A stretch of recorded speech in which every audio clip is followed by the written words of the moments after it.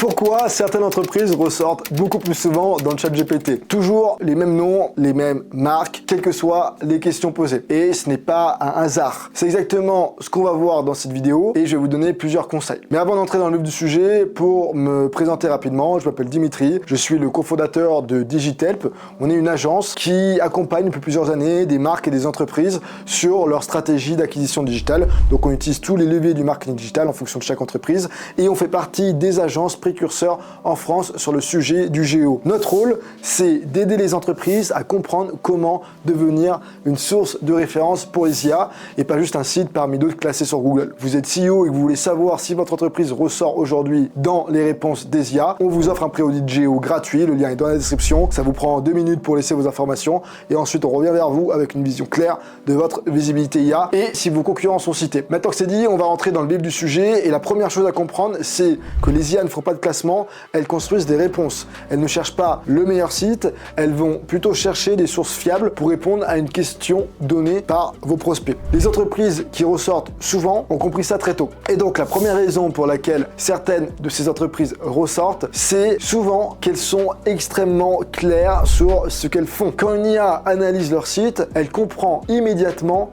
l'activité de la boîte en question, la spécialité et la cible. C'est pas flou, plus c'est clair, plus c'est facile à recommander. La deuxième raison, c'est que ces entreprises qui ressortent produisent des contenus que les IA peuvent vraiment utiliser. Pas des pavés de texte, pas des articles génériques, mais plutôt des contenus qui sont très bien structurés. Des listes, des tableaux comparatifs, des sections avec des questions-réponses, des définitions qui sont claires. L'IA va pouvoir reprendre ces contenus, va les reformuler et les intégrer dans une réponse sans ambiguïté. Donc ça lui fait gagner du temps. La troisième raison, c'est que ces boîtes-là vont apporter des éléments que l'IA ne peuvent pas inventer. C'est un point clé. Les entreprises qui ressortent souvent parlent de ce qu'elles vivent réellement, de leur expérience terrain, de leur méthode unique, de leur cas concret, de leurs chiffres, de leur observation. Ce sont des signaux extrêmement forts pour les IA. C'est un contenu basé sur du vécu qui sera toujours priorisé par rapport à un contenu générique que les LLM sont en mesure de citer. La quatrième raison, c'est qu'elles sont cohérentes partout. Les boîtes qui performent en IA ont un discours aligné sur l'ensemble du web, sur le site, sur les articles, sur les mentions externes, les prises de parole. Quand tout raconte la même histoire, il y a une confiance qui va augmenter pour ces IA. Par contre, à l'inverse, quand le discours est contradictoire, la crédibilité chute. La cinquième raison, c'est que ces entreprises qui performent sont spécialisées. Elles assument un positionnement clair,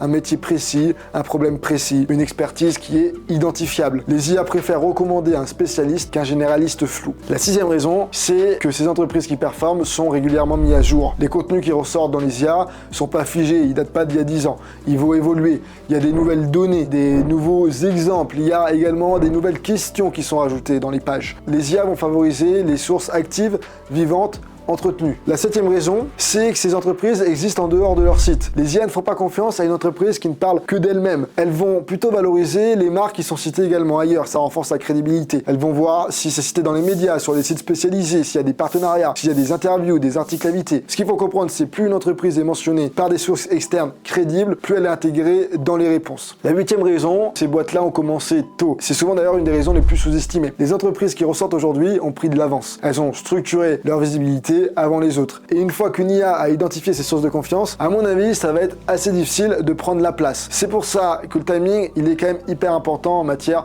de référencement sur le GEO. Plus vous vous attendez, plus d'autres vont s'installer durablement dans les réponses des IA où vous auriez dû être cité. Et celles qui vont attendre risquent de tout simplement plus exister demain. C'est la triste réalité. Dans les prochaines vidéos, je vais vous montrer comment appliquer ces leviers concrètement sur votre site, comment identifier les pages à optimiser en priorité. Mais si jamais vous êtes dirigeant, responsable marketing, directeur commercial et que vous voulez savoir pourquoi vos concurrents ressortent plus que vous, alors je vous invite à cliquer sur le lien dans la description, on vous offre un préaudit GEO. C'est gratuit, on va prendre le temps d'analyser votre visibilité actuelle, on va regarder qui est cité sur vos sujets clés et ensuite on va vous donner des recommandations concrètes adaptées à votre entreprise. Et vous repartirez avec une vision claire, sans aucun engagement de votre part. Si par contre à l'inverse, vous voulez tout continuer de gérer en interne de votre côté, ce que je vous conseille de faire, c'est de vous abonner à la chaîne YouTube. Ça vous permettra d'anticiper les évolutions en termes de marketing et d'IA. Et je vous invite donc à cliquer sur la petite cloche pour ne pas rater les prochaines vidéos qui arrivent en force. À très vite.